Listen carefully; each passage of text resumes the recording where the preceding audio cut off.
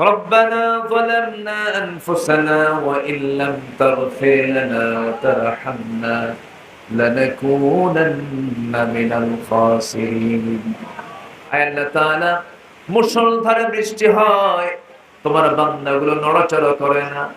তোমার বান্দাগুলো কোরআন শোনার জন্য অধীর আগ্রহে চেয়েছিল, বসেছিল। যৎকিঞ্চিত কিছু কথা বলেছি, তোমার শাহী দরবারে কাঙ্গাল ভিখারীর মতো দুটো হাত পেতে আছি আল্লাহ। নেক আমল দিয়ে যাদের জীবনটা ভরপুর হয়ে থাকবে, নেক আমল দ্বারা যারা জীবনটাকে সাজাবে, আল্লাহ রাব্বুল আলামিন বলছেন নাম্বার 3 হলো ওয়াকামুস সালাহ, যারা নামাজ কায়েম করবে।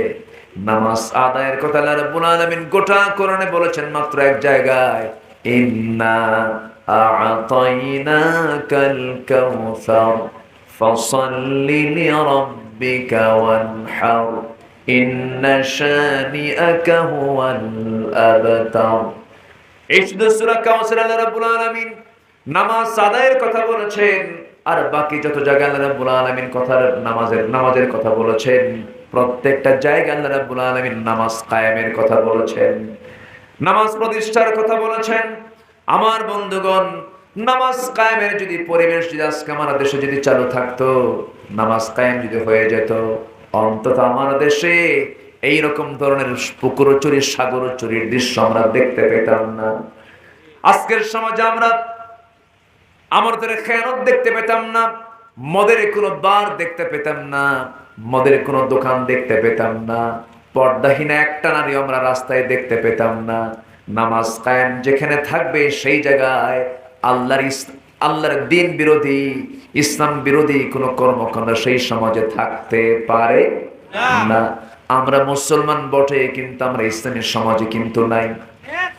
আমরা মুসলমান বটে, কিন্তু ইসলামের সমাজের আমরা দাবি করতে পারি না, কারণ ইসলামের সমাজের বৈশিষ্ট্য হলো সমাজের অধিকাংশ লোকগুলো ভালো থাকবে, অধিকাংশ লোকগুলো নামাজি হবে। বলুন তো, আজকে সমাজে অধিকাংশ লোকগুলো নামাজি না বেনামাজি? বেনামাজি। কিন্তু সমাজে যদি ইসলাম কায়েম থাকতো, অধিকাংশ লোক হয়ে যেত নামাজি, ঠিক কিনা? এবং অধিকাংশ লোক যখন নামাজি হতো, সেই সমাজে কোনো হারাম কাজ, মদের দোকান, সুদের কারবার, জেনার কারবার, এগুলো থাকার কোনো প্রশ্নই থাকতে পারে না। সম্মানিত ভাইয়েরা, সেই নামাজ কায়েম হোক, এমন দৃশ্যকে আমরা বাংলার জমিনে দেখতে চাই। আসতে বলে দেখতে চাই। শুধু দেখতে চাইলেই হবে না, দেখার জন্য আমাদের পরিশ্রম করার দরকার আছে না নাই? একা একা না সবাই মিলে? একা একা না সংঘবদ্ধ হয়ে? সংঘবদ্ধ হয়ে। কে এই কাজটা করতে বলেছেন? তিনি কে? কে করতে বলেছেন? আল্লাহ করতে বলেছেন। আমার বন্ধুগণ, আমাদের সমাজে কিছু লোক আছেন, তারা মনে করেন টাকা আছে, হজে যাই, মাদ্রাসা বানালাম, মসজিদ বানালাম, এরপরে দান সদকা করলাম, মুখে দাড়ি আনলাম, জুব্বা খান পরলাম, মাথায় টুপি পরলাম, আমাকে মানুষ হাজি বললাম, আমার এতটুকু এই দিনের খেদমত, এতটুকু আমার দিনের কাজ। আমার বন্ধুগণ, আবার ওই ধরনের লোকগুলোকে যখন বলা হয় একামতে দিনের কাজ করতে হবে, একামতে দিনের কথা শোনার সঙ্গে সঙ্গে নাক সিটকায়। আমার বন্ধুগণ, যে সমস্ত নামাজি দিন কায়েমের কাজে নিজেকে অপ্রস্তুত করে রাখে, দুর্বলতা প্রকাশ করে, একামতে দিনের কাজকে যারা ইনকার করবে, আল্লাহ রাব্বুল আলামিন তাদের কোনো ইবাদত কবুল করবেন না, মঞ্জুর করবেন না। কারণ মুনাফিককে চেনা যায় মসজিদে নয়, মুনাফিককে চেনা যায় হলো জিহাদের ময়দানে, দিন কায়েমের ময়দানে। মুনাফিককে চেনা যায়। মুনাফিকরা নামাজও পড়ে, মুনাফিকরা রোজাও রাখে, মুনাফিকরা হজও করে, মুনাফিকরা দান সদকা করে, কিন্তু মুনাফিকরা জান দিয়ে জান দিয়ে আল্লাহর রাস্তায় তারা জিহাদে কখনো আসতে পারে না। এজন্য নামাজ কায়েমের জন্য জিহাদের দরকার আছে না নাই? চেষ্টার দরকার আছে না নাই? আছে। সম্মানিত ভাইয়েরা, আল্লাহ তাআলা বলছেন যারা নামাজ কায়েমের সংগ্রাম করবে, নাম্বার 3। নাম্বার 4 হলো ওয়াতাবুজ যাকাত, যারা যাকাত দেবে। যারা কি করবে? যাকাত দেবে। যাকাত দেওয়া কি? আসতে বলতেছেন, যাকাত দেওয়া কি? ফরজ। আমার দেশে যাকাত আছে না উল্টা সুদ আছে?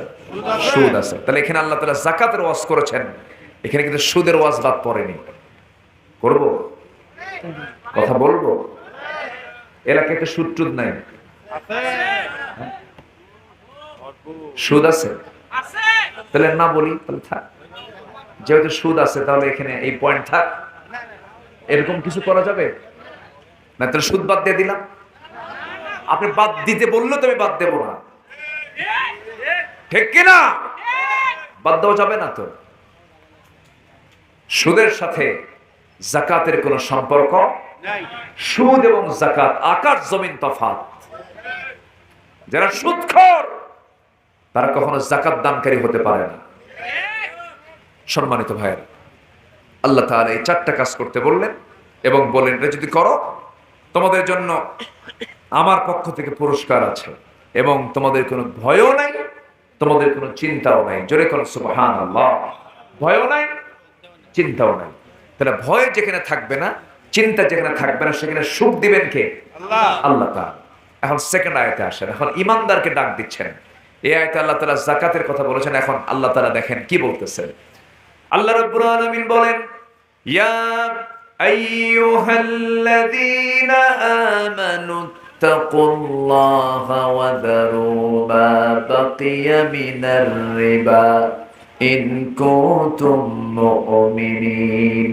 ঈমানদাররা তোমরা কি করবে? আল্লাহকে ভয় করো আর তোমরা সুদের কারবার থেকে তোমরা নিজেকে গুটিয়ে রাখো। সুদের কারবার করো না। তাহলে আল্লাহ রাব্বুল আলামিন নামাজের ভিতরে, কোরআনের ভিতরে নামাজের কথাও বলেছেন, আবার সুদ না খাওয়ার কথাও বলেছেন। আমার দেশে এমন নামাজি আছে সুদও খায় নামাজও পড়ে। আসতে বলবেন না, আছে না নাই? তাহলে ওই মুসল্লির নাম কি দিতে হবে? সুদখোর মুসল্লি। ওই মুসল্লির নাম কি দিতে হবে? সুদখোর মুসল্লি। হ্যাঁ, আবার ঘুষখোর মুসল্লি আছে না নাই? এর আবার কিন্তু কমিটির মূল দায়িত্ব থাকে। দেখেন আবার কমন পড়ে কিনা এখানে, আবার মন টন খারাপ করে নিয়ে, কিন্তু আমাকে বলতে হবে তো। 4.5 লক্ষ মসজিদ আপনি জরিপ করে দেখেন, 4.5 লাখ মসজিদ গোটা দেশে আছে এখন, বেশি না। 4.5 লাখ মসজিদের কমিটি যদি আল্লাহওয়ালা হতো, আর যদি এই 4.5 লাখ মসজিদের ইমাম এবং মুয়াজ্জিনের মুখ থেকে যদি স্ট্রেট কোরআন এবং হাদিসের বক্তব্য হতো, সমাজ জাতি ভালো হয়ে যেত। আমি কি ভুল বলতেছি? কিন্তু মসজিদের কিছু খতিব আছে এমন দোয়া করে আল্লাহ, আমার সভাপতি খুব ভালো মানুষ, আল্লাহ তুমি তাকে জান্নাত পার করে জাহান্নাম দাও। কি কথা কি বুঝতেছেন? মানে তোষামোদী করতে করতে, কমিটির প্রশংসা করতে করতে আয়াত হাদিসে ভুলে যায়, এমন ইমামও আছে না নাই? আচ্ছা, আবার কেউ হক কথা বলতে চান, পারেন না। হক কথা বলতে গেলেই কমিটির সভাপতি হলো সুদখোর, সেক্রেটারি মদখোর, কেশিয়ার জেনাকার। এখন ওয়াজ করবে কেমনে, খুতবা দেবে কেমনে? হঠাৎ করে একদিন খুতবার মধ্যে বলে ফেলছে, এই ওয়াদারু মা বাকিয়া মিনার রিবা ইন কুনতুম মুমিনিন। তোমরা সুদ খায়ো না, এটা খুব খারাপ জিনিস, এই কাজ করা যাবে না, চক্রাকারে এই সুদের কারবার করো না। তো এই ওয়াজ যখন করতে নিয়েছে, সামনে সুদখোর সভাপতি, জেনাকার সেক্রেটারি, মদখোর কেশিয়ার সব বসে বসে ওয়াজগুলো শুনছে। নামাজ শেষ, মোনাজাত শেষ, যাবেন কই? সভাপতি এখন তেড়ে আসছে ইমামের কাছে, হুজুর আপনি খুতবা দিলেন ভালো কথা, ওয়াজ করলেন ভালো কথা, সুদের বিরুদ্ধে আল্লাহ কইছে, আপনি ওয়াজ করেন সমস্যা নেই, কিন্তু ওয়াজের সময় আপনি আমার দিকে তাকায় তাকায় আপনি সুদের ওয়াজ করলেন। কি কথা কি বুঝতেছেন? আজকে কোথায় যাবেন? হুজুরের মধ্যেও কিছু হুজুর এমন আছে, কিছু আছে সরকারি, কিছু আছে তরকারি, কিছু আছে দরকারি। মদের ফ্যাক্টরি উদ্বোধন হবে, দোয়া করে আল্লাহ এই মদের ফ্যাক্টরিতে বরকত দিয়ে দাও, দোয়া করে। সিনেমা হল উদ্বোধন হবে, দোয়া করে আল্লাহ এই সিনেমা হলের কাস্টমার বাড়ায় দাও। সিনেমা যারা বানাইছে তাদের প্রতি তোমার খাস রহমত নাযিল করো। এরকম দোয়া করা কিছু হুজুর আছে না নাই? আসতে বলবেন না, আছে না নাই? একই হুজুর কেউ সরকারি খরচে জেলখানার খাবার খায়, আবার একই হুজুর সরকারি খরচে হজে যায়। আছে না নাই? সম্মানিত ভাইয়েরা, সুদের বিরুদ্ধে আমাদের সোচ্চার হতে হবে, কারণ সুদ আছে যেখানে গজব আছে সেখানে, জেনা আছে যেখানে গজব আছে, বাদ্যযন্ত্র আছে যেখানে গজব আছে সেখানে। আমার দেশে এগুলো একটাও নাই, আছে না নাই? তাহলে এখন বলেন আমরা কি এটা কি ইসলামের সমাজে বসবাস করছি? আমরা মুসলিম দাবি করি, কিন্তু এটা ইসলামের সমাজ হতে পারে না। ইসলামের সমাজ হবে কখন? যখন এই চারটা কাজ যখন সমাজে চালু হয়ে যাবে। যেরকম আল্লাহ তাআলা নামাজের সঙ্গেই যাকাতের কথা বলে দিয়েছেন। যাকাত যেখানে চালু হয়ে যাবে, সুদ সেই জায়গায় কোনোদিন স্থান বসাতে পারবে না। আল্লাহ তাআলা সুদের করার গ্রাস থেকে এই জাতিকে হেফাজত করুন। জোরে বলি আল্লাহুম্মা আমিন। সম্মানিত ভাইয়েরা, সম্মানিত বন্ধুগণ, আল্লাহ তাআলা এবার বলছেন, কি বলছেন? শেষ করে দিই নাকি? হ্যাঁ, আলোচনা চালাবো? আলোচনা শুনবেন? এখন আগ্রহ আছে? কতক্ষণ?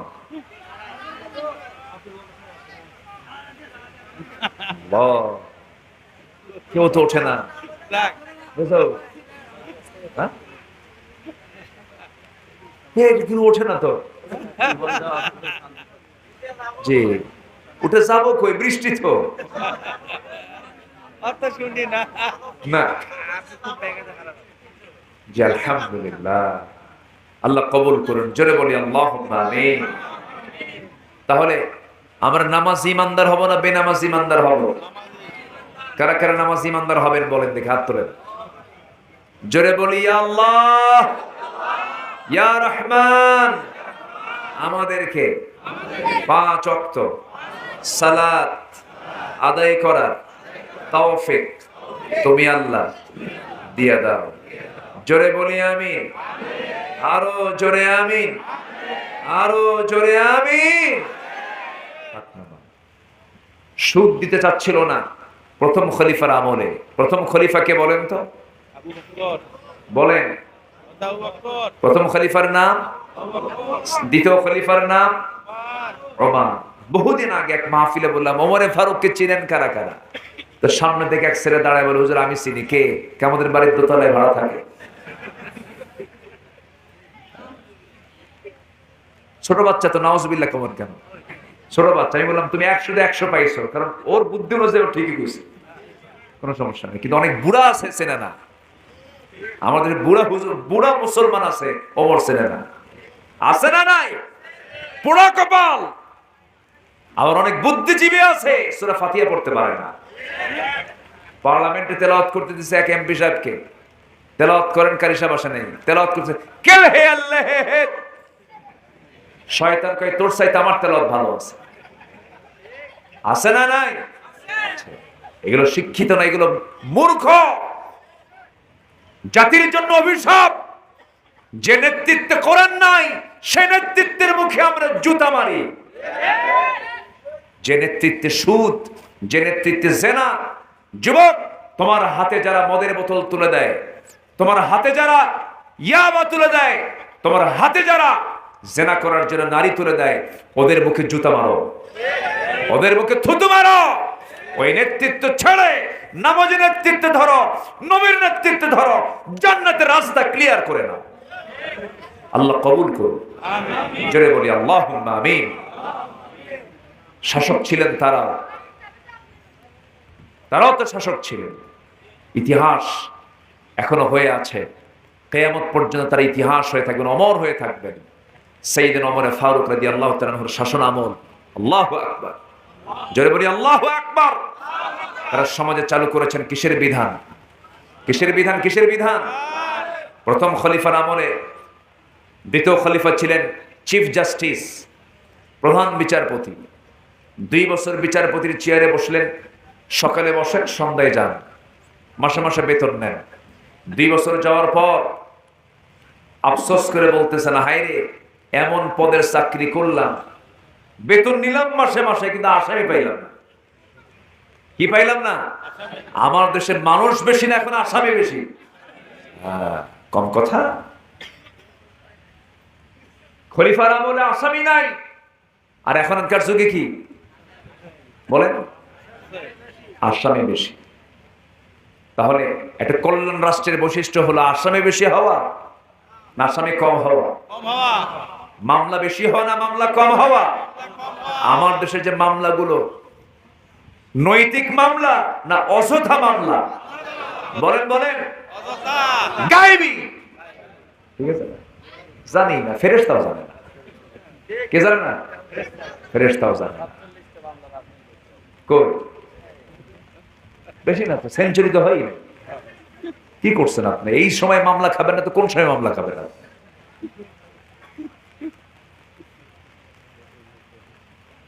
রাগ করতেছেন নাকি আপনারা? মামলা খেয়েছেন মুহাম্মদ সাল্লাল্লাহু, মামলা খান নাই? শুধু মামলাই খাইছেন না দেশও ছাড়ছে? দেশও ছাড়ছে, ঘর বাড়ি নাই। যা রাসূল শুধু ঘর থেকে যাচ্ছেন আর কাবার দিকে তাকাচ্ছেন, অঝরে ঝাড়ায় চোখ বেয়ে বেয়ে টপ টপ করে পানি পড়ছে, কাঁদতেছেন, বলতেছেন কাবা তোর সঙ্গে জীবনের 53 বছর কাটালাম, খুব থাকতে ইচ্ছা ছিল আমার, কিন্তু তোর প্রতিবেশী খুব খারাপ, আমাকে থাকতে দিল না, আমি চলে গেলাম। আমার নবীজি বারবার পিছনের দিকে ফিরে ফিরে তাকান কাবার দিকে, চলে যাচ্ছেন মদিনার পানে। একটাই কারণ ছিল, রাসূল বলেছিলেন আবু জাহেল সুদ থাকবে না, জিনা থাকবে না, তোর জুলুমের শাসন আমি মানব না। শুধুমাত্র এটাই কারণ ছিল, অন্য কোনো কারণ ছিল না। সম্মানিত ভাইয়েরা, আমরা একটা শোষণ মুক্ত, জুলুম মুক্ত, সুদ মুক্ত একটা সুন্দর সমাজকে আমরা দেখতে চাই না? সবাই কি দেখতে চাই না? আমরা যদি দেখতে চাই, আসুন না সেই নবীজির অনুসৃত পন্থায় আমরা সেই সংঘবদ্ধ শক্তিতে অন্তর্ভুক্ত হয়ে আমরা সেই দিন কায়েমের সংগ্রামে নিজেকে ঝাঁপিয়ে পড়ে, নিজেকে প্রস্তুত করে নিয়ে সেই পথে আমরা ঝাঁপিয়ে পড়ি। আল্লাহ তাআলা সেই তৌফিক সবাইকে দান করুন। জোরে বলি আল্লাহুম্মা আমিন, আরো জোরে আল্লাহুম্মা আমিন। মন চাচ্ছিল কথা বলি, কিন্তু বৈরা আবহাওয়া, একে তো বৃষ্টি, মানে মানুষের ভিতর একটা আলাদা উৎকণ্ঠা, একটা প্রেশার কাজ করছে। যতটুকু হয়েছে আমরা মনে হয় আলহামদুলিল্লাহ বলে ফেলি। জোরে বলি আলহামদুলিল্লাহ। আগামীতে আবার কথা হবে, আবার দেখা হবে। আজকে হ্যাঁ বলবো, মাহফিল কমিটির পক্ষ থেকে আমি সবার কাছে একটু উদাত্ত আহ্বান জানাবো, যারা আসছেন। আমি খুব বেশি খুশি হয়েছি। মসজিদ কয়দিন হয়েছে? 58 দিন, অর্থাৎ 2 মাস। অনেক সুন্দর তারা করেছেন। তো যদি কেউ ঋণগ্রস্ত হয়ে মারা যায়, সে যদি শহীদ হয়, তার শাহাদত ক্যান্সেল হয়ে যায়। তার শাহাদত কি হয়? ক্যান্সেল হয়ে যাবে কিয়ামতের দিন। তাহলে ঋণী লোকটা নিরাপদ না বিপদ? বিপদ। তো এখন মসজিদ তো কোনো ব্যক্তি না, মসজিদ আল্লাহর ঘর। তো মসজিদে ঋণগ্রস্ত থাকুক, আমরা কি তার আল্লাহর বান্দা হয়ে, মসজিদ যার, সে আল্লাহর বান্দা হয়ে আমরা কি তা চাবো? যদি না চাই, বিশেষ করে আমি সবার কাছে একটু উদাত্ত আহ্বান জানাবো। অনেক লোক এখানে আসছেন, সবার কাছে একটু চাদর যাবে। সেই চাদরে আমরা আল্লাহর ঘর মনে করি, আমরা দেব সোজা কার হাতে? আসতে বলবেন না, কার হাতে? একে ফাটা টাকা, সেরা টাকা না ভালো টাকা? ছোট টাকা না বড় টাকা? মানে কি, মানে নিম্নমানের না উচ্চ মানের? উচ্চ মানের। একটু দেখে শুনে আল্লাহকে যেহেতু দেবই আমরা, একটু যারা আসছি একটু চাদর দিয়ে দেন। যে যা পারি আমরা দিল থেকে, মন থেকে আমরা সবাই দেওয়ার চেষ্টা করব। আল্লাহ তাআলা তুমি সবাইকে দিল থেকে দেওয়ার তৌফিক দাও। জোরে বলি আল্লাহুম্মা আমিন। এবং সাথে সাথে আমি বিশেষ করে এই মসজিদের সঙ্গে যারা সম্পৃক্ত আছেন, এই মসজিদের যারা মুসল্লি, এই মুসল্লিদের উপরে আল্লাহর, মানে এই মসজিদের হকটা আরো কম না বেশি বলেন তো? বেশি। তারা এগিয়ে আসবেন, তারা মসজিদের জন্য একটা এক্সট্রা করে তারা সহযোগিতার হস্ত প্রসার করবেন বলে আশা করি। জিকির করে সুবহানাল্লাহ।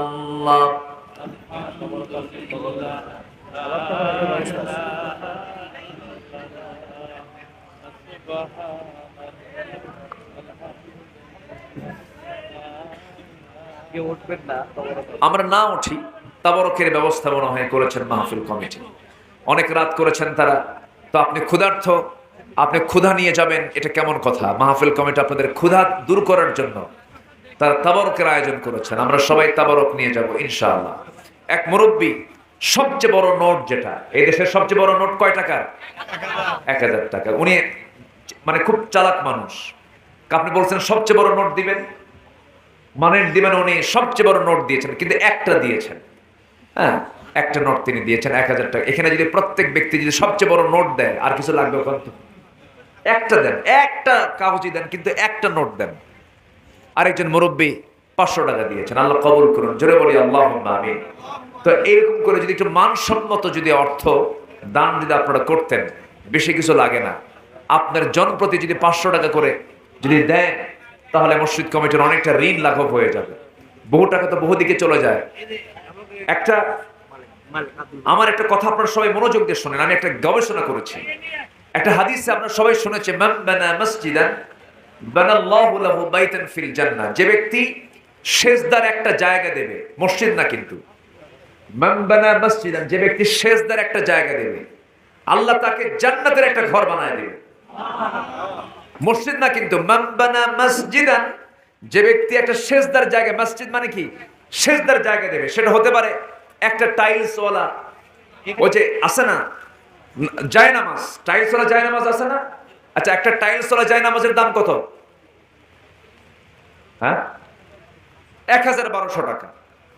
তাহলে যে ব্যক্তি 1000-1200 টাকা খরচ করবে আল্লাহর ঘরের জন্য, আল্লাহ তাকে একটা জান্নাতে ঘর বানায় দিবে।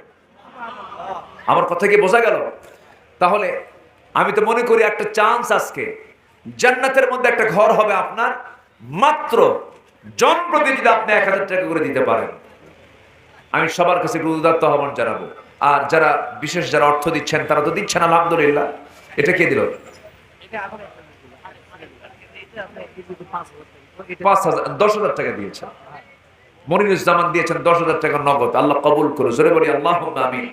নেক নিয়ত মঞ্জুর করুন।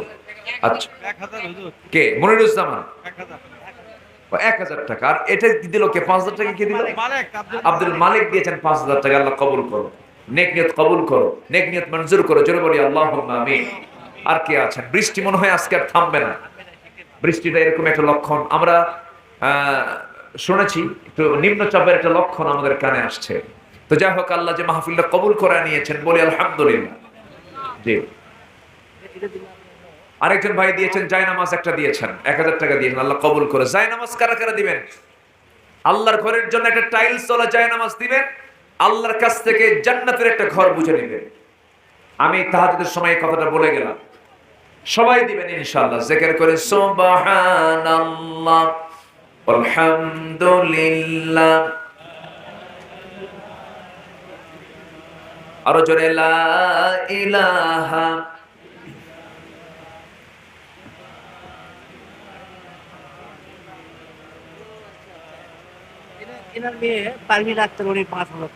পারভিন আক্তার, ওনার মুরব্বীর মেয়ে, উনি দিয়েছেন 1500 টাকা। 5000 টাকা, জোরে বলি মারহাবা।